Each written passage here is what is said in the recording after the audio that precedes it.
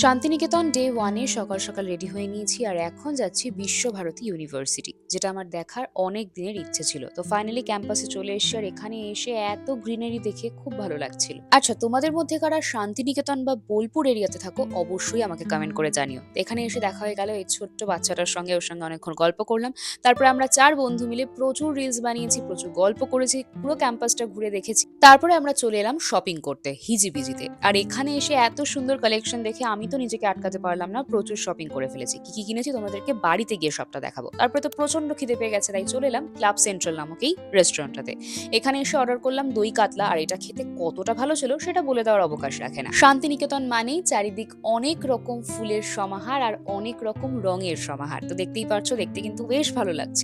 সন্ধ্যাবেলা একটা ক্যাফেতে এসেছিলাম, এই ক্যাফেটা এত সুন্দর করে বানানো, মনে হচ্ছিল মাটির গন্ধ মিশে আছে এই ক্যাফেতে। যাই হোক, তোমাদের সঙ্গে দেখা হচ্ছে কাল। সাবস্ক্রাইব করে দিও কিন্তু। টাটা।